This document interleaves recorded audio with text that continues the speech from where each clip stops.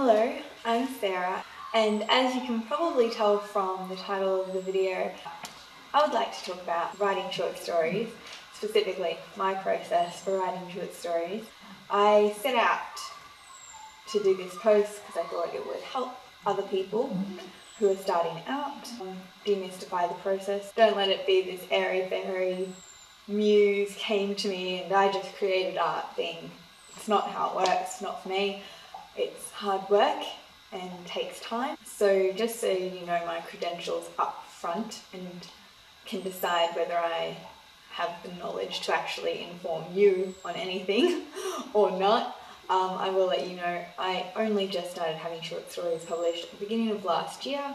I've had 5, I believe, short stories published in 2 years. I have obviously written a ton more than I have had published, starting ages back when I was a teenager, and they were terrible and ridiculous and I didn't even like the genre. I had to write a short story for high school and they didn't really teach us about the short story.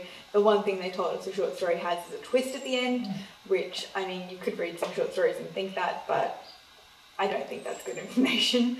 And I hated it, and I ended up writing one of those It Was All a Dream endings, which was pretty bad. Not always bad, Alice in Wonderland pulled it off, but yeah, it can be very bad, especially when it's a 15-year-old doing it. So you may not think I have the experience to tell you about how to write a short story, and I'm not telling you how to write a short story, I'm telling you how I write short stories, and I'm hoping that will be helpful. So let's get started. So it's kind of a difficult subject to talk about because my process actually changes from story to story. There are things that are the same, and that's what I'll talk to you about. And there have been times when I've just sat down, written a story from beginning to finish, and barely changed anything in it on rewrites. So those are rare, and they mess with my head because they make me think that's the way it should always be, and it's not. So I will talk about the more usual, perhaps more difficult times. As I said before, I usually write a story from beginning to end. I don't start with the end and then write the beginning. I write chronologically. Oftentimes I write until a certain point, either the midway point or towards the end, and I just come to a standstill. I'm just absolutely stumped. I have no idea what to do next. And there's 2 ways I can tackle this, and the way I tend to tackle it these days is I leave it for months. Months and months and months, and then finally I have another crack, and suddenly the veil has lifted. The process that I think I should be using, and that I used when I was studying because I had deadlines, was I pushed through. I persevered.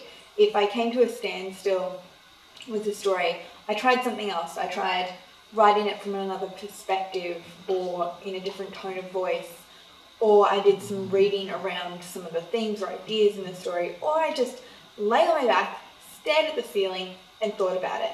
Then I have an idea of how to tackle it, or I realise what I want the ending to be, and then I can finish that first draft.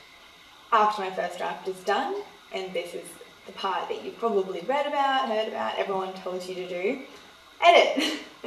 Rewrite, revise, and edit, and I do that once or twice depending on how the story is working, and then I send it to people, fellow writer friends that are open to reading my work and giving me constructive feedback, and that's so useful. Before I had that, I enrolled in short story critique groups, and I did my master's in creative writing, so I had feedback from teachers and peers there as well.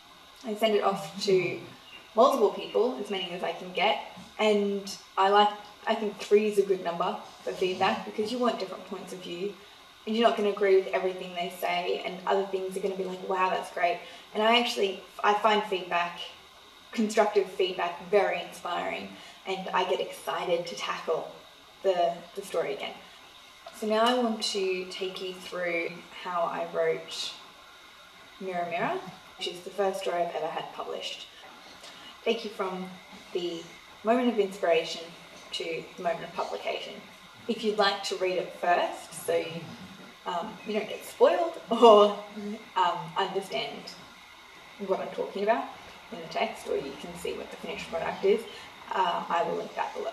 The moment I had the idea for this story was reading Cinderella, and there was this one scene where the ugly sisters are getting ready for the ball, and they're fawning over themselves in front of the mirror, and Cinderella's helping them, and they're being horrible to her, and she's just like, in this version, she's desperate to please them, she wants to help them, she loves them, and it pissed me off, it nauseated me, it just pissed me off, and I just had this thought of, if that was me, I'd just push them into that mirror. And the idea for the story was born. If you've read it, you'll know what I mean. And of course that was an idea for an ending. I actually really struggled writing the beginning. So I wrote the first half of this story probably 3 or 4 times from slightly different angles, and it just wasn't working for me, and I was frustrated, and I had that deadline for uni, so I had to get it done. At the same time, I was reading Neil Gaiman's short story collection, Smoke and Mirrors, and in that there is a story called Facts in the Case of the Departure of Miss Finch. And the beginning of that story has a group of people discussing whether or not they would be believed about something that's happened. And I was just like, that's it. That's how I'm going to tell my story. At the same time, I was doing a screenwriting class as part of my master's, and we had to write a monologue, and we were watching a lot of monologues. So I took that inspiration of someone not being believed about an event that's already happened with the talking to the viewers, but in this case, speaking directly to the readers. The first draft of Mirror Mirror opened with, "You're not going to believe me," and had a lot of direct-to-reader addresses. A lot of this actually ended up being cut before the story was ever published or even submitted. What it did was it gave me an access point to the story and the way this was going to be told. Once I'd finished that first draft, I was able to look at it as a whole and learn what it was about, and it was about the relationship of 2 friends. And then I was able to choose my flashbacks to support the main narrative and what was happening there. So I constructed those flashbacks in aid of the main narrative. So that was a very technical and deliberate process to writing, which is not always the way writing is viewed. It was a year later that I submitted and had accepted Mirror Mirror by Phantasmagoria magazine. Yay! And it was published very quickly, I think the next month. And in that time there was an editing process. I had 2 rewrites to go through. One was a very simple kind of grammatical and spelling, punctuation, formatting type proof. One, they actually suggested that one of the flashback scenes could be different and could be better, and so I completely rewrote that paragraph. Short stories are a lot of hard work. They take thought and time and consideration, but it's exciting. That moment when it's working, it's wonderful, and when it's finished, you've got something that didn't exist before, and you made that, and that's amazing. I hope this video has helped you or inspired you or given you some tangible tools to take away with your own writing, and I better get back to my writing. Thank you for watching. I'll see you later. Bye.